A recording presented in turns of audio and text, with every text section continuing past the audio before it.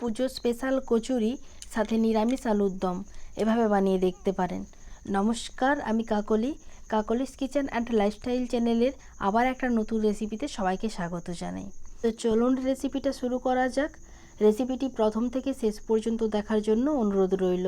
রেসিপিটির জন্য প্রথমে আমি একটা নারকেলের হাফ অংশ ভালো করে কুড়ে একটা মিক্সিং জারের মধ্যে ভালো করে ব্লেন্ড করে নিচ্ছি। এরপর একটা ছাঁকুনির সাহায্যে এই নারকেল কুড়ো থেকে নারকেলের দুধটাকে আলাদা করে নিতে হবে। একটু ভালো করেই ছেঁকে নিতে হবে, তবে নারকেলের পুরটা ভালোভাবে রেডি হবে। নারকেল থেকে অনেকটা পরিমাণে নারকেলের দুধ বেরিয়েছে, এটাকে ফেলবো না, এটা আমার কাজে লাগবে। এদিকে পুরটা রেডি করে নিই। প্রথমেই নারকেল কুড়োর মধ্যে 1 প্যাকেট গুঁড়ো দুধ দিয়ে দিচ্ছি। আপনারা চাইলে গুঁড়ো দুধটা বেশি করে নিতে পারেন, এতে করে স্বাদটা বেশি ভালো লাগবে। এবার সবগুলো আমি ভালোভাবে মিশিয়ে নিচ্ছি। এইদিকে একটা মিক্সিং জার নিয়েছি, মিক্সিং জারের মধ্যে দিয়ে দিচ্ছি 3 কাপ ময়দা। ময়দাটাকে অবশ্যই চালিয়ে নিতে হবে। আর দিয়ে দিলাম পরিমাণ মতো লবণ, সাথে দিয়ে দিলাম 1 চামচের মতো ঘি। ঘিটা দিলে কচুরিটা খেতে একটু বেশিই ভালো লাগবে। দিয়ে দিলাম 4 চামচের মতো সাদা তেল। আপনারা চাইলে পুরোটা সাদা তেলেও করতে পারেন, না হলে ঘি দিয়েও করতে পারেন। এইবার সমস্ত কিছু ভালোভাবে মিশিয়ে নিচ্ছি। দেখুন মিশ্রণটা ঠিক এরকম হয়েছে, একটু মুঠো করলেই এরকম মুঠো হয়ে যাবে, তার মানে বুঝে নিতে হবে মিশ্রণটা আমার একেবারেই রেডি হয়ে গেছে। এদিকে যে নারকেলের দুধটা রেখেছি আমি, তার মধ্যে দিয়ে দিচ্ছি আমি 1 চামচের মতো চিনি এবং একটু ভালো করে মিশিয়ে নিচ্ছি। এবার নারকেলের যে দুধটা আমি রেডি করে রেখেছিলাম সেটা ময়দার মধ্যে দিয়ে একটু ভালো করে মিশিয়ে নিচ্ছি। নারকেলের দুধটা যেহেতু কম আছে তাই কুলোবে না, অল্প করে একটু জল দিতে হবে। আর একটু জল দিয়ে ময়দাটাকে একটু ভালোভাবে মাখিয়ে নিচ্ছি। ময়দাটাকে খুব বেশি শক্ত করে মাখালে চলবে না, একটু মোটামুটি নরম করে মাখাতে হবে। ময়দাটা আমার একেবারেই মাখানো হয়ে গেছে। এইবার একটা প্লেট চাপা দিয়ে আমি 10 মিনিটের মতো রেস্টে রেখে দিচ্ছি। সেই ফাঁকে আমি আলুর দমটা রেডি করে নেব। তার জন্য একটা কড়াই গ্যাসের মধ্যে বসিয়ে দিয়েছি। কড়াইয়ের মধ্যে দিয়ে দিলাম কিছুটা পরিমাণ সরিষার তেল, আর দিয়ে দিলাম অল্প একটু কালো জিরে। দিয়ে দিচ্ছি 1 চামচের মতো আদা, সামান্য একটু হলুদ দিয়ে আদাটাকে একটু ভালোভাবে ভেজে নেব। এরপর এর মধ্যে দিয়ে দিচ্ছি কুচিয়ে রাখা আলু, দিয়ে দিলাম সামান্য লবণ, দিয়ে একটু ভালোভাবে তেলের মধ্যে মিশিয়ে নেব। মিশিয়ে একটা ঢাকা চাপা দিয়ে আমি 3 মিনিটের মতো রেখে দেব। এতে করে আলুটা সেদ্ধ হয়ে যাবে এবং ভালোভাবে ভাজাও হয়ে যাবে। 3 মিনিট পরে দেখুন আলুটা মোটামুটিভাবে সেদ্ধও হয়ে গেছে আর ভাজা হয়ে গেছে। এরপর এর মধ্যে একে একে গুঁড়ো মশলা আমি অ্যাড করে দেব।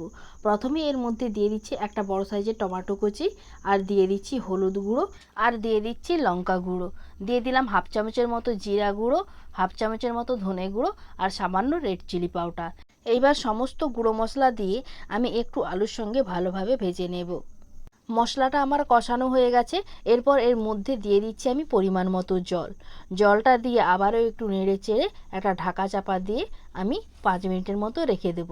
এই সময় গ্যাসের ফ্লেমটা কিন্তু একেবারে লো টু মিডিয়ামে রাখতে হবে, তা না হলে জলটা শুকিয়ে যাবে তাড়াতাড়ি, কিন্তু আলুটা ভালোভাবে সেদ্ধ হবে না। 5 মিনিট পরে দেখুন আলুটা খুব সুন্দরভাবে সেদ্ধ হয়েছে। এরপর এর মধ্যে দিয়ে দিচ্ছি সামান্য পরিমাণে চিনি, আর দিয়ে দিলাম নারকেলের দুধ। নারকেলের দুধ দেওয়ার জন্য রেসিপিটি খেতে ভীষণ ভালো হয়। এইবার নারকেলের দুধটা ভালোভাবে আলুর সঙ্গে মিশিয়ে নিচ্ছি। এরপর এর মধ্যে দিয়ে দিচ্ছি কিছুটা পরিমাণ ধনেপাতা কুচি, আর দিয়ে দিলাম 1 চামচের মতো ঘি।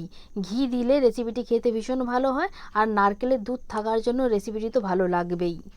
এইবার সমস্ত কিছু ভালোভাবে মিশিয়ে নিলেই তৈরি হয়ে যাবে পুজো স্পেশাল নিরামিষ আলুর দম। খুব কম সময়ের মধ্যে এরকম নিরামিষ আলুর দম বানিয়ে নিতে পারেন। আলুর দম আমার রেডি হয়ে গেছে। এবার এই দিকে ময়দার যে ডোটা রেখেছিলাম সেটাকে আমি রেডি করে নেব। 10 মিনিট পরে দেখুন ময়দার ডোটা খুব সুন্দরভাবে রেডি হয়েছে। এরপর এই ডোটাকে আরেকটু চেপে চেপে মাখিয়ে নেব, আর এর মধ্য থেকে আমি ছোট ছোট করে লেচি কেটে নেব। এইবার একটা লেচি হাতে নিয়ে গোল করে চাপ দিয়ে চাপটা করে নিতে হবে। পুর পিঠে তৈরির জন্য আমরা যেরকমভাবে লেচিটাকে একটু গোল করে নিই, ঠিক সেরকমভাবে করে নিতে হবে। এরপর এর মধ্যে নারকেল ও গুঁড়ো দুধ মেশানো পুরটা দিয়ে একটু ভালোভাবে চেপে চেপে সুন্দর করে সেট করে নিতে হবে, যাতে পুরটা বাইরে না কোনোভাবেই বেরিয়ে আসে। দেখুন আমি ঠিক এইরকমভাবে চেপে চেপে সেট করে নিচ্ছি। তারপর আবারও এটাকে হাতে ঘুরিয়ে গোল করে নিতে হবে। এইভাবে সমস্ত কচুরিগুলো আমি রেডি করে নিচ্ছি। আর একটা আপনাদের দেখাই, একটা লেচি হাতে নিয়ে গোল করে চাপটা করে নিতে হবে। এরপর চার সাইডটা ভালো করে চারিয়ে মাঝখানটা একটু গর্ত করে নিতে হবে, ঠিক যেমনভাবে আমরা পুরপিঠে তৈরি করি।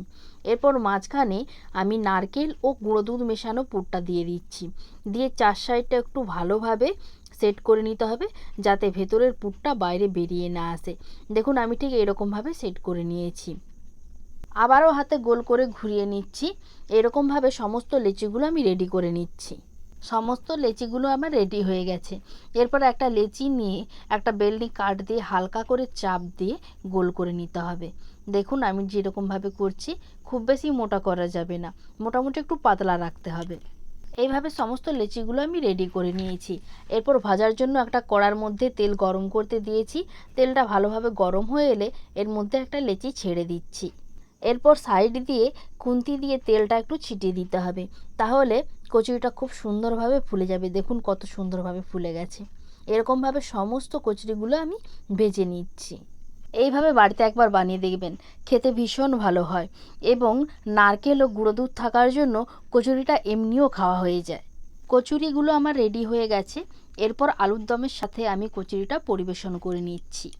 একটা কচুরি আপনাদের ভেঙে দেখাই, দেখুন ঠিক কত সুন্দরভাবে হয়েছে এবং খেতেও কিন্তু ভীষণ ভালো হয়। এইভাবে যে কোনো পুজো পার্বণে আপনারা এই রেসিপিটি বানিয়ে নিতে পারেন। রেসিপিটি বাড়িতে বানিয়ে থাকলে অবশ্যই কমেন্ট করে জানাবেন কেমন লাগলো। ভিডিওটি আমি এখানেই শেষ করছি। সবাই ভালো থাকবেন, সুস্থ থাকবেন। দেখা হচ্ছে আপনাদের সাথে অন্য এক রেসিপি নিয়ে।